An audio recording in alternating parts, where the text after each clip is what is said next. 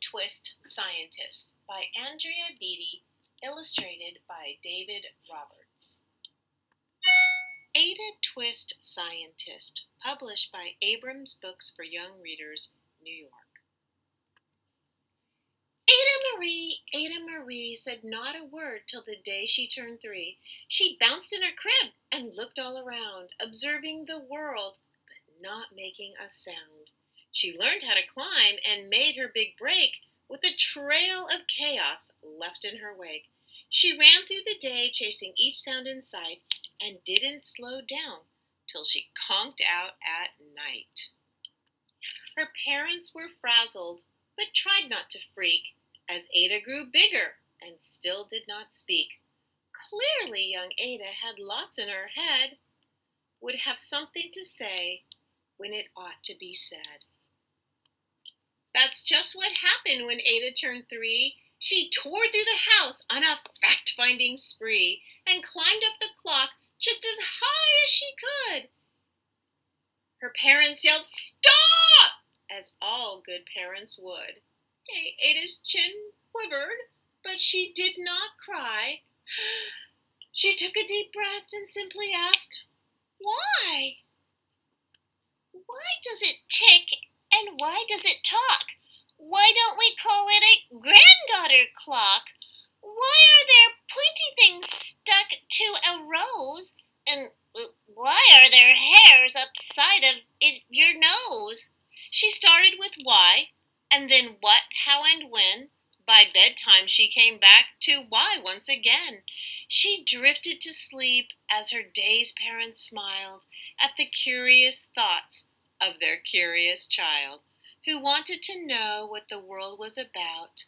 They kissed her and whispered, "You'll figure it out." Her parents kept up with their high-flying kid, whose questions and chaos grew as she did. So many questions.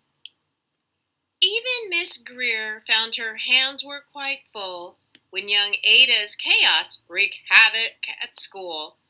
But this much was clear about Miss Ada Twist: she had all the traits of a great scientist.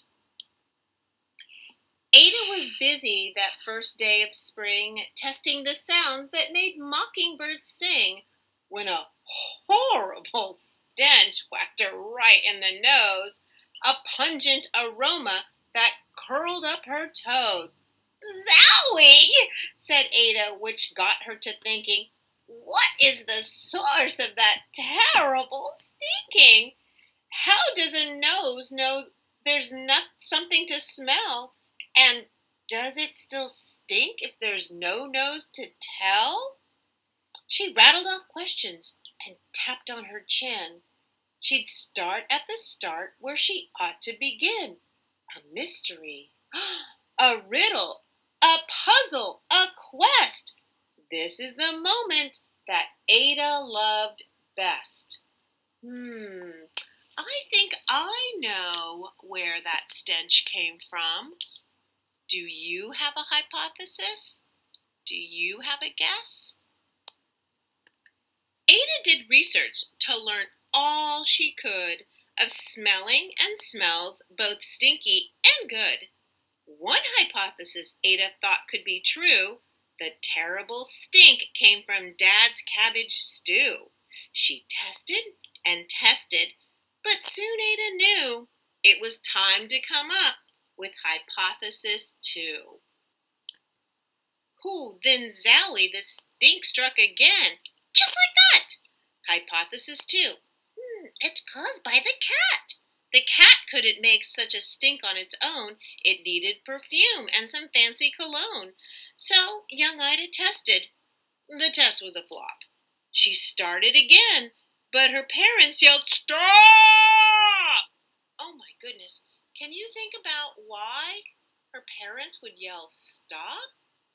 I think I have a good idea. Ada Marie, to the thinking chair, now, by the time we count 3. "Enough," said her mother. "That's it," said her dad. Her parents were frustrated, frazzled, and mad. Ada questioned. Her mother said, "No." "What?" Ada queried. Her father said, "Go. You've ruined our supper. You've made the cat stink. Enough with your questions. Now sit there and think." She looked at her parents. Her heart turned to goo. Poor Ada Twist didn't know what to do. She sat all alone by herself in the hall, and Ada once more could say nothing at all. And so Ada sat, and she sat, and she sat, and she thought about science, and Stu, and the cat, and how her experiments made such a big mess. Does it have to be so? Is that part of success? Are messes a problem? And while she was thinking, what was the source of that terrible stinking? Ada Marie did what scientists do. She asked a small question, and then she asked two.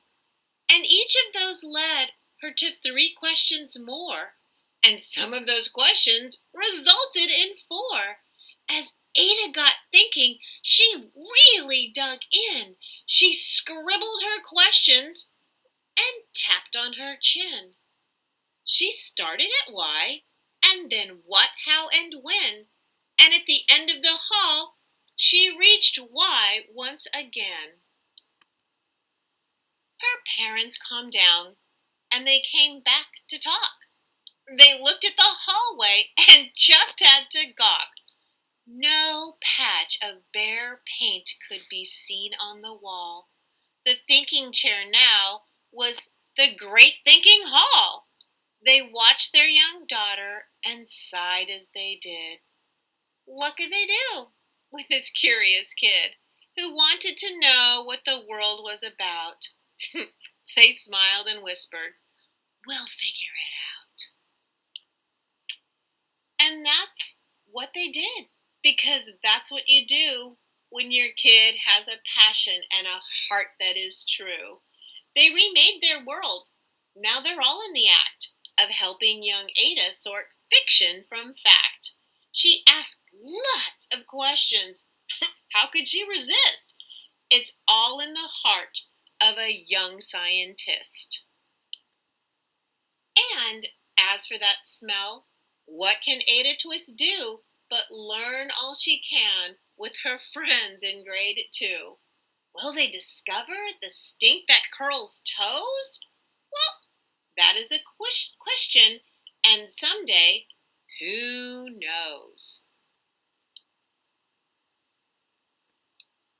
Do you have a hypothesis about what caused that stink?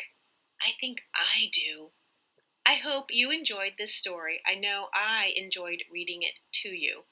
I feel like I'm a little bit like Ada at heart.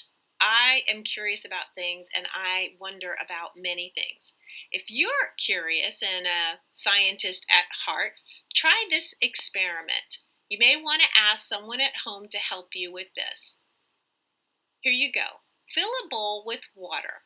The deeper the bowl, kind of the better this will work. Find some fruit around your house, a lemon, a lime, whatever. So, drop the lemon in first. Does it float or does it sink? Next, toss in a lime. Does it float or does it sink? You might get a few that act differently, so try a couple of different ones to see what happens. Now, it's time to figure out why. Think about, why did one of them float and one of them maybe didn't float? Are there other fruits or items that you could try and test out? All right. That's as far as we're going to take you today. Keep experimenting and exploring, and let me know how your experiments go. Pause right here if you don't want to hear some of the reasons. Now it's time to figure out why. Your first guess might be that the rinds of both fruits. Peel the rind off the lemon and you'll find that it's thick and porous, similar to the rind of an orange. That also floats in water. The lime rind is much thinner than the lemon and does not contain the same porous materials. So it's really the air that is trapped in the rinds or the peels of the different items, the different fruits or vegetables. Remember, don't waste the food. Have a great, healthy snack.